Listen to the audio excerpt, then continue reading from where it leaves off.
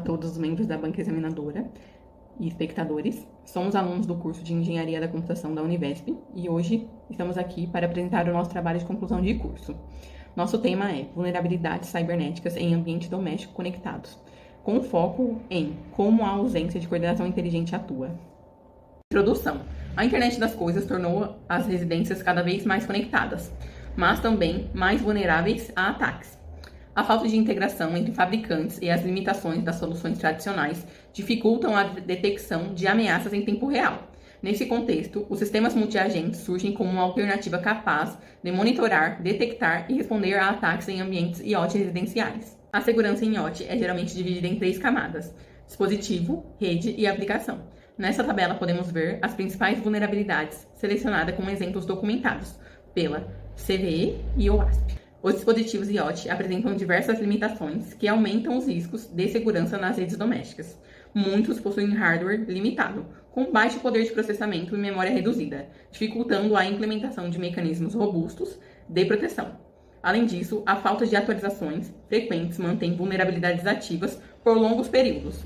Essas vulnerabilidades podem ser exploradas por ameaças ativas, comprometendo não apenas um dispositivo, mas toda a rede doméstica conectada. Neste slide, apresento algumas das principais ameaças encontradas em ambientes IoT residenciais. O primeiro ataque é o Man in the Middle, que acontece quando um invasor intercepta a comunicação entre dispositivos para acessar ou alterar informações transmitidas. Também temos a varredura de portas, uma técnica usada para identificar serviços ativos e possíveis vulnerabilidades em dispositivos conectados.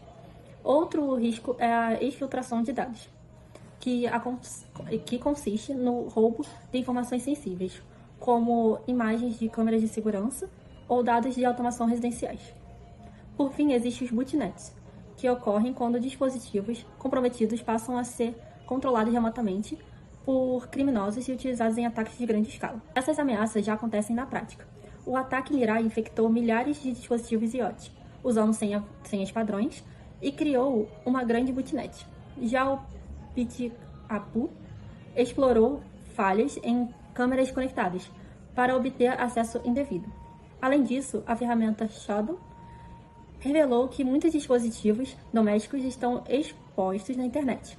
Esses casos mostram a importância de monitorar a rede, atualizar os dispositivos e adotar medidas de segurança adequadas. Nesse primeiro ponto, nós vamos falar sobre critérios que usamos para comparar as diferentes soluções de cibersegurança que são voltadas para os ambientes domésticos. Na nossa pesquisa, a gente chegou em alguns aspectos principais. Esses são autonomia, coordenação, detecção, custo e explicabilidade. A autonomia seria se o sistema consegue operar sem depender de uma conectividade externa. A capacidade de correlacionar comportamentos entre dispositivos diferentes seria relacionada à coordenação. E detecção é basicamente se ela é baseada em assinaturas conhecidas ou anomalias comportamentais. O custo nós consideramos tanto de hardware, software já existente ou assinaturas, e a explicabilidade seria se a solução consegue justificar de forma clara ao morador por que uma decisão foi tomada. Esses critérios eles serão fundamentais para nós avaliarmos a efetividade e aplicabilidade das soluções. Com base nesses critérios, nós analisamos algumas soluções disponíveis, tanto no mercado quanto em propostas acadêmicas. Para isso, a gente reuniu fontes que incluem relatórios da Bitfinder, da E7, e além de alguns outros trabalhos que encontramos nas nossas pesquisas. E essa combinação de referências permitiu que a gente pudesse comparar tanto as soluções comerciais quanto abordagens científicas, fazendo com que a nossa visão do cenário atual ficasse mais completa. Nós identificamos algumas lacunas importantes. Seriam 3 essas. A falta de coordenação interna. O Bitfinder e o Finbox não correlacionam comportamentos entre dispositivos da mesma rede. A segunda seria a dependência da nuvem ou expertise, que muitas soluções exigem conexão com servidores externos, e isso acaba expondo os dados. Já o Snort, por exemplo, demanda conhecimento técnico mais avançado do usuário. E a terceira e última, falta de explicabilidade, que técnicas de deep learning conseguem detectar ameaças, mas não explicam ao morador por que um dispositivo foi bloqueado. Essas lacunas mostram que ainda há espaço para desenvolver soluções mais integradas e acessíveis e transparentes. Partindo da situação problema, o objetivo do presente trabalho foi planejar, testar e validar uma arquitetura de sistema multiagente voltada à cibersegurança em redes IoT. A proposta visa detectar, isolar e responder às ameaças em tempo real, com coordenação de um agente orquestrador central. Buscou-se garantir o funcionamento da aplicação, ainda que não houvesse conectividade. Quanto aos procedimentos metodológicos, a pesquisa é exploratória porque investiga o problema de segurança em ambientes domésticos conectados, e é aplicada porque propõe uma solução para esse problema. A revisão de literatura e a validação por simulação baseada em agentes permitiram a fundamentação da arquitetura desenvolvida e a avaliação do seu comportamento em ambientes controlados. A modelagem da simulação baseada em agentes foi feita na plataforma NetLogo e viabilizou o controle de variáveis, a repetição de testes e a coleta de dados, como tempo de detecção, tempo de mitigação e dispositivos comprometidos. Importante registrar que foi feito uso de inteligência artificial generativa. A ferramenta Cloud foi utilizada para depuração e revisão do código da simulação. A ferramenta Perplexity foi utilizada para a busca de referências bibliográficas. Em ambos os casos, a análise, testes, validação e decisões foram tomadas pelos autores, que supervisionaram essas ferramentas e preservaram dessa forma a autoria do trabalho e a responsabilidade acadêmica. Agora a parte central, que é a arquitetura. Antes de mostrar os agentes, vale explicar por que um sistema multiagente. Um agente é um software que percebe o ambiente, ele decide e age sozinho. Quando vários agentes cooperam, eles formam um sistema multiagente, que é uma boa escolha para ambientes complexos e cheios de partes diferentes, como uma casa. E o contexto residencial impõe 3 desafios que reforçam essa escolha. A heterogeneidade, porque são muitos fabricantes e protocolos convivendo. A falta de dados rotulados, que dificulta treinar uma detecção supervisionada. E a explicabilidade, porque o sistema ele precisa justificar o que faz para uma pessoa. Falando aqui da tipologia dos agentes, a arquitetura ela tem 6 agentes organizados em 2 níveis. O nível estratégico, onde fica o agente orquestrador, que funciona como um mediador, ele tem visão consolidada da casa e coordena as ações, né, com um escopo de decisão mais enxuto. O agente cibersegurança, que é o mais complexo de todos, responsável por monitorar a rede, detectar anomalias, também disparar respostas. No nível tático ficam os 4 agentes domésticos, cada um com um pedaço da casa, cuidando de um pedaço da casa. O agente de conforto, por exemplo, que é uma assistente virtual e smart TVs. O agente de energia, que observa picos estranhos de consumo. O agente de rotina, que aprende padrões e ajuda a separar mudança de hábito de um ataque. O agente de segurança física, que cuida de câmeras e fechaduras. E esses agentes eles são separados por função, né? E é isso que é base para o trabalho do agente de segurança, todas essas funções. Para que esses agentes trabalhem junto, eles precisam falar a mesma língua. Então, o protocolo de comunicação que a gente adotou foi a versão simplificada do padrão FIPA-CL, reduzida a 5 tipos de mensagens suficientes para o nosso cenário. O informe, que avisa sobre um estado sem pedir ação. O request, que na implementação a gente chamou de command, é a ordem para executar uma mitigação. O alert sinaliza uma urgência que precisa de tratamento prioritário. O confirme avisa que uma tarefa foi concluída com sucesso. E o refuse, que é quando o agente não consegue executar o que foi pedido. Essas mensagens elas se organizam em 3 fluxos. O mais crítico é o de detecção e mitigação, quando uma ameaça é confirmada e tratada. Tem o de coordenação rotineira, com os agentes domésticos reportando ao orquestrador. E o de varredura proativa, em que o agente de segurança ele faz uma vistoria programada e avisa antes e depois.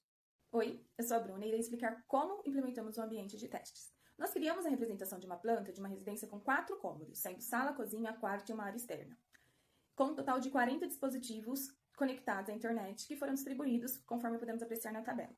Os dispositivos foram categorizados com base em parâmetros reais, utilizando 2 variáveis: a resistência, que indica o número de tentativas de ataques suportados, a recuperação, que é o tempo em ticks que o dispositivo permanece em quarentena. Nesse modelo, os sensores possuem baixa resistência por conta de sistemas desatualizados, enquanto fechaduras eletrônicas e assistentes virtuais possuem maior resiliência interna.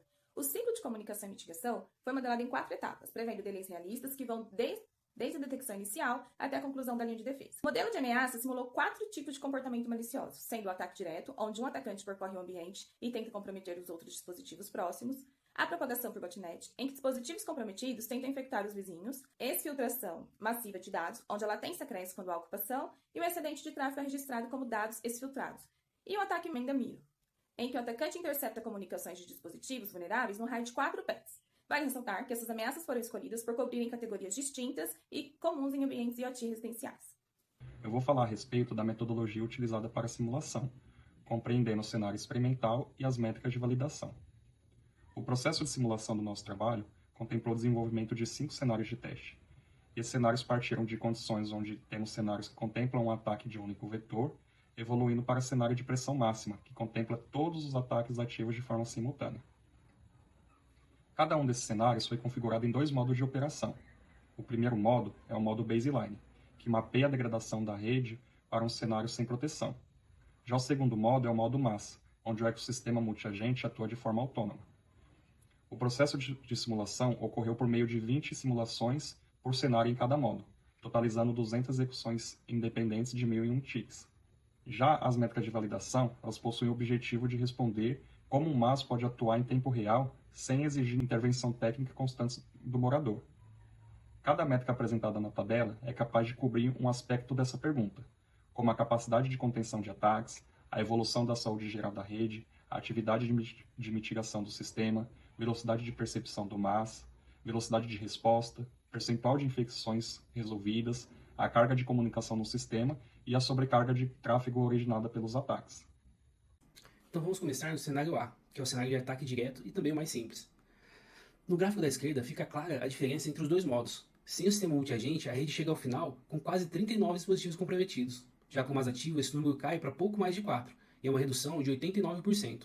O gráfico da direita mostra esse comportamento ao longo do tempo. A linha preta sobe sem parar, enquanto a linha vermelha, ou grená, é contida logo no início e se mantém baixa até o fim. Vale destacar que a detecção aconteceu em poucos ticks de simulação, e a rede preservou cerca de 36 dos 40 dispositivos saudáveis. Então vamos começar no cenário A, que é o cenário de ataque direto e também o mais simples. No gráfico da esquerda fica clara a diferença entre os dois modos. Sem o sistema multiagente, a rede chega ao final com quase 39 dispositivos comprometidos. Já com o MAS ativo, esse número cai para pouco mais de 4, e é uma redução de 89%.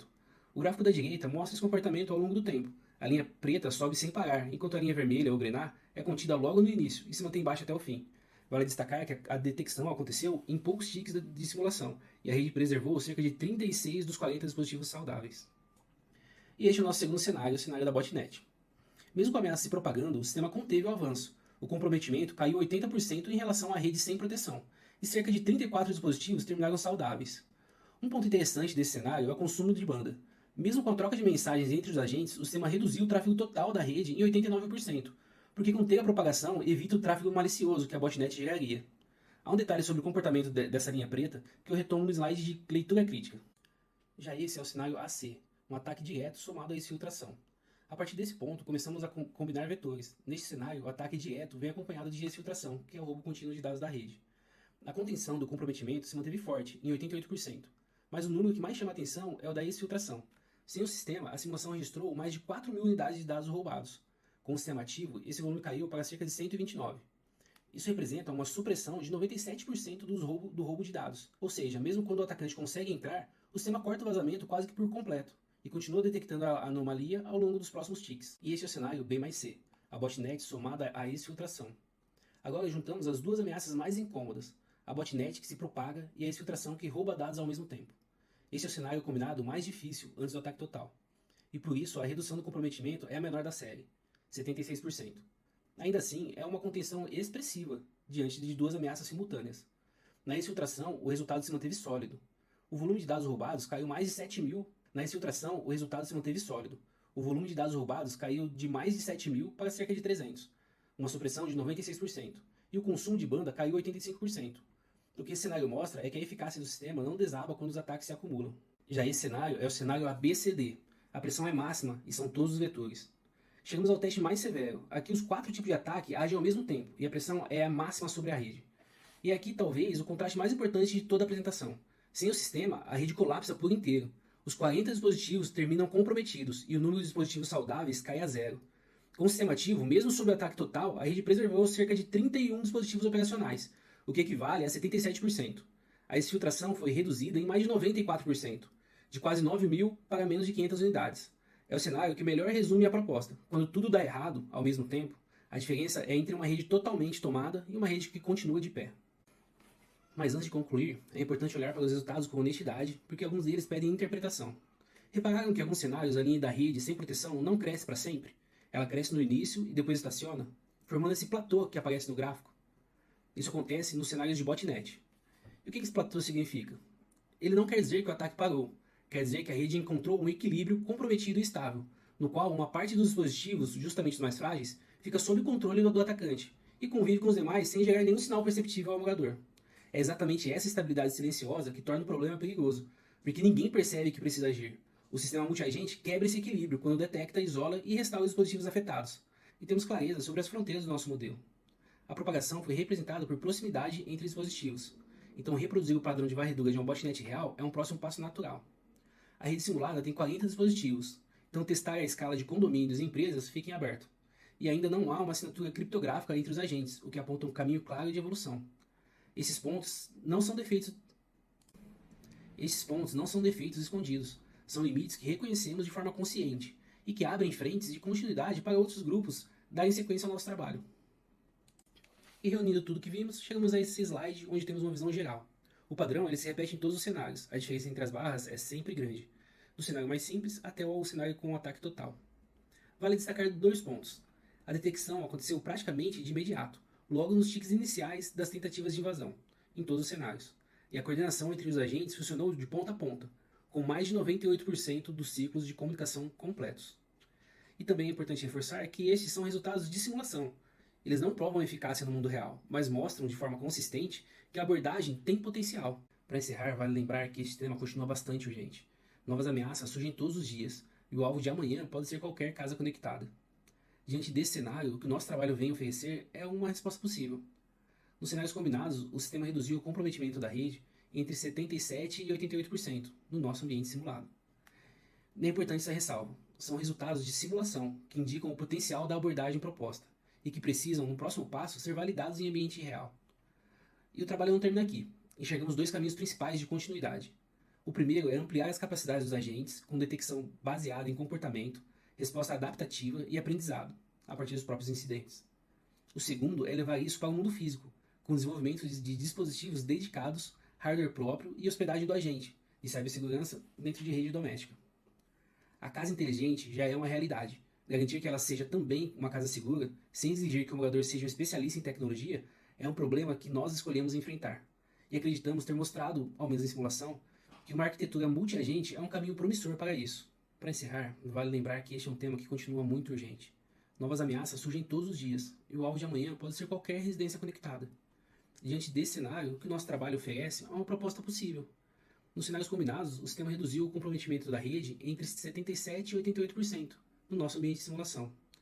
E essa é uma importante ressalva. São ambientes e resultados de simulação que indicam o potencial da abordagem e que precisam, no próximo passo, ser validados em ambientes reais. O trabalho não termina aqui. Enxergamos 2 caminhos principais de continuidade. O primeiro é ampliar as capacidades dos agentes, com detecção baseada em comportamento, resposta adaptativa e aprendizado, a partir dos próprios incidentes. O segundo é levar isso para o mundo físico, com o desenvolvimento de dispositivos dedicados, um hardware próprio para hospedar o agente de cibersegurança dentro. A casa inteligente já é uma realidade. Garantir que ela também seja uma casa segura, sem exigir que o morador seja um especialista em tecnologia, é o problema que escolhemos enfrentar. E acreditamos ter mostrado, ao menos em simulação, que uma arquitetura multi-agente é um caminho promissor para isso. E era isso. Agradecemos a atenção e ficamos à disposição para dúvidas. Muito obrigado.